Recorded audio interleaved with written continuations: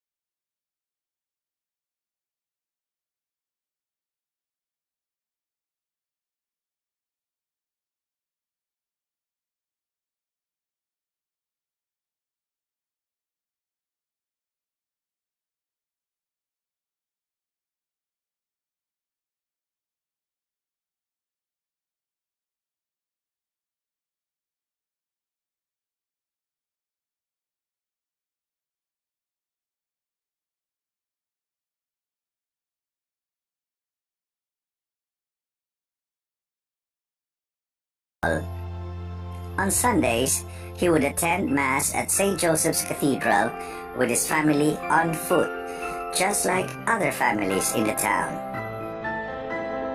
Not long after his death in 1971, the Garcia family allowed the provincial library to use his house as repository and showcase of Bohol artifacts.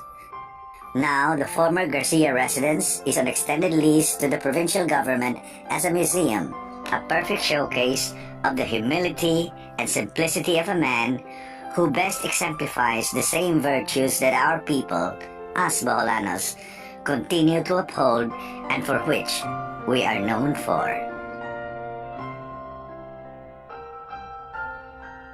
On June 2, 1935, Senator Jose Arsenio Butalid Clarin, Speaker pro tempore of the Philippine Senate and the third most powerful man in the country at that time, died of cardiac arrest.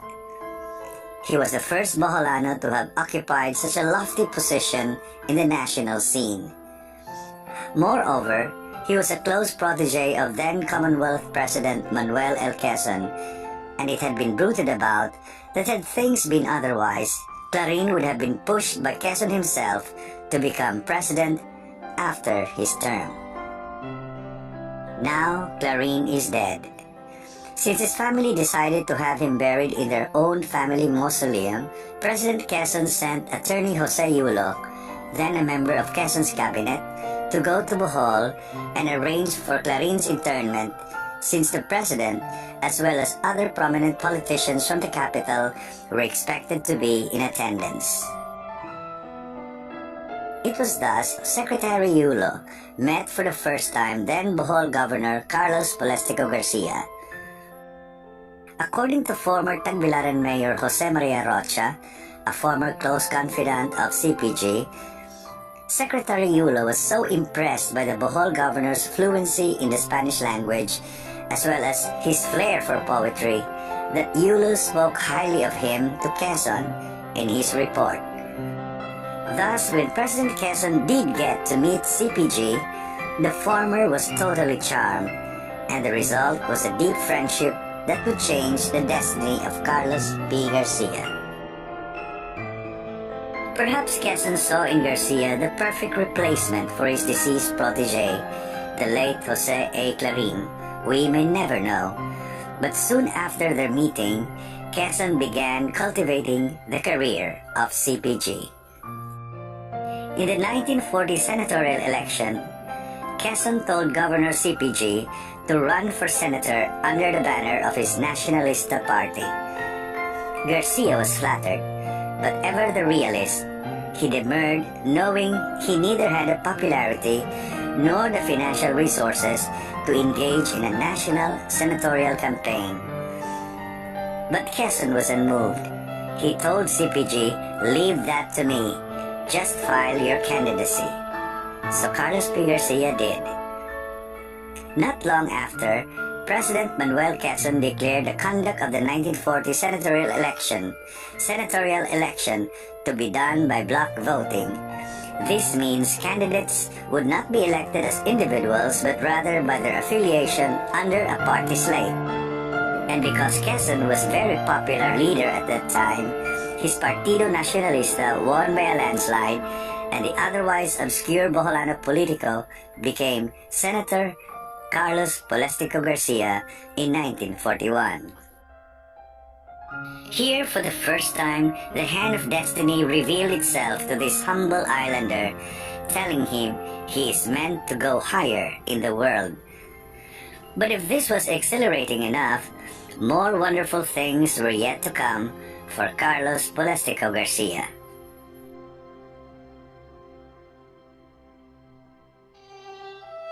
Hardly had CPG warmed his seat in the Senate when the clouds of war began hovering over the Philippine archipelago.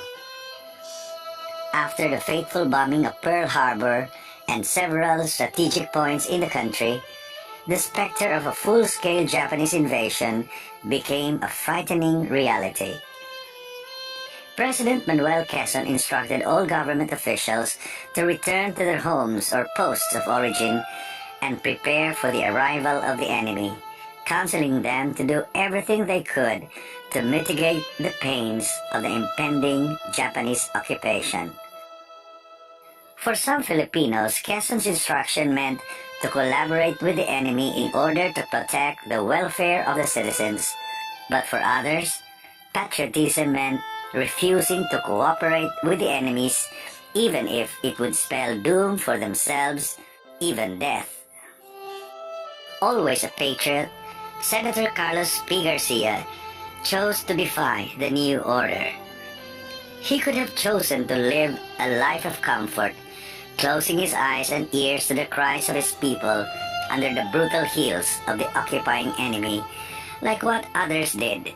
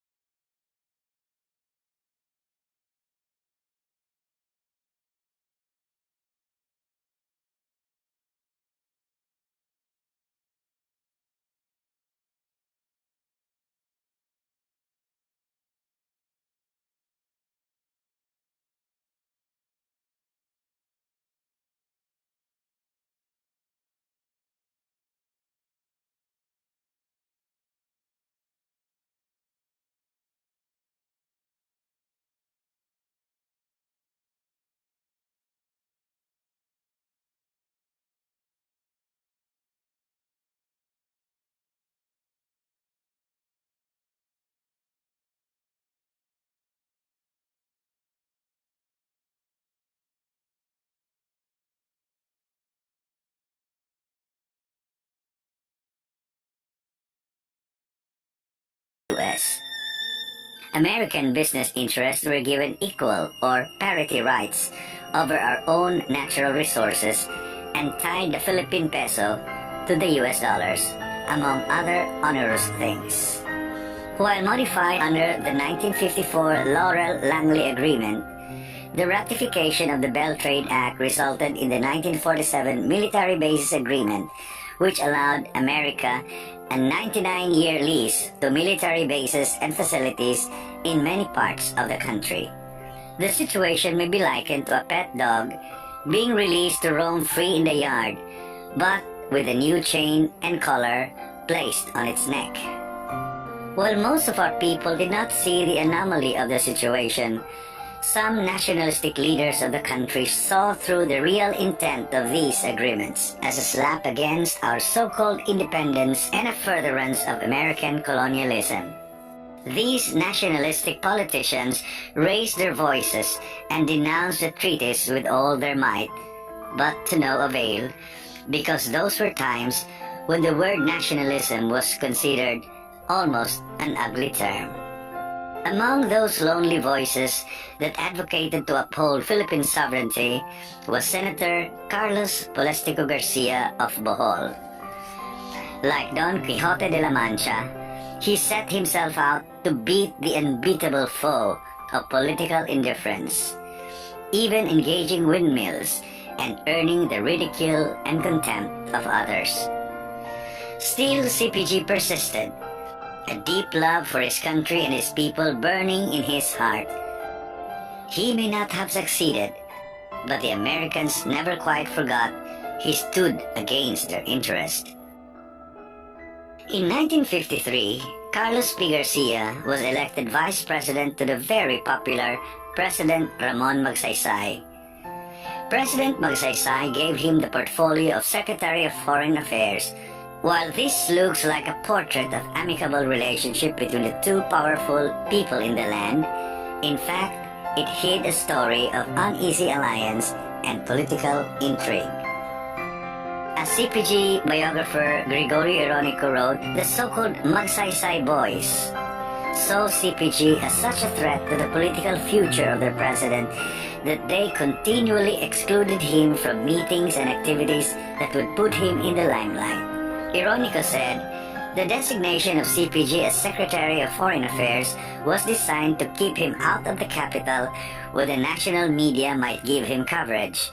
It has also been alleged that the CIA harbored such an intense mistrust for the nationalist CPG that they manipulated events such that he would not be in the position to succeed the very popular Ramon Magsaysay in the future. But Vice President Carlos P. Garcia went about his duties with his usual affable self, going to where he was needed or assigned, meeting people, and renewing old ties outside the limelight. In fact, in March of 1957, he was on an official visit to faraway Australia. In the morning of March 16, 1957, the plane carrying President Ramon Magsaysay crashed into Mount Manungal, killing almost everyone inside. More than 6,000 kilometers away, Vice President Carlos P. Garcia was given the sad notice and was advised to head back home, where he was promptly sworn into office as president to serve the last 8 months of the term of the deceased Magsaysay. A city set on a hill, the Bible says, cannot be hidden. When one is destined to be a light, you will shine, no matter the obstacles. Thus did President Carlos P. Garcia become President of the Philippines, much against the intentions of his detractors. When Carlos Polistico Garcia became President of the Republic of the Philippines in 1957, he declared Filipino First policy as a centerpiece of his administration. Why did CPG choose this oft-misunderstood course of action? Why was the Filipino First policy ridiculed and criticized, even by Boholanos themselves? The answer to this question may be derived from the sociopolitics of the time. As we have already presented earlier, the value of nationalism had not been an appreciated concept, especially in the Philippines of the post-war period. At that time, Filipinos had been so unrealistically grateful to the Americans for having been saved from the Japanese that they were willing to give everything to make America happy. People proudly claimed there were little brown Americans, spoke accented English, derided their Spanish heritage, and patronized imported or PX goods. Thanks to the onerous economic provisions of the Belt Trade Act and the other American-imposed trade and military treaties, local industries withered progressively, just as our stature as a sovereign state lessened in the eyes of the international community. Foreigners like the Americans and the Chinese had the stranglehold on our economic destiny, and most people did not even realize their ill effects on our national consciousness and our self-identity.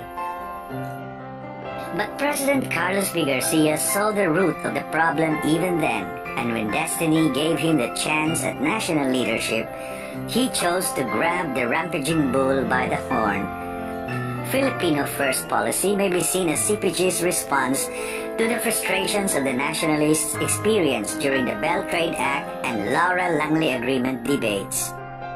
Filipino First policy was aimed at giving Filipino industries and local entrepreneurs a fighting chance to compete in business in their own country. Above all, Filipino First policy was like an indirect countermeasure aimed at correcting a debilitating anomaly in our economic, cultural, and social attitudes and practices. As it turned out, CPG's Filipino First policy soon became a farce, not because it was inherently defective, rather it was misunderstood, unappreciated, even undermined by a people far from ready for essential change. Yet, Carlos P. Garcia insisted and persisted, just like the allegorical Don Quixote, who, in the musical Man from La Mancha, sang, "This is my quest to follow that star, no matter how hopeless, no matter how far, to fight for the right without question or pause, to reach the unreachable star."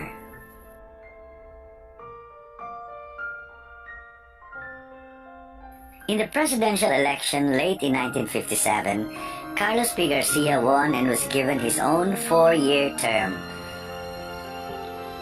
He would serve until 1961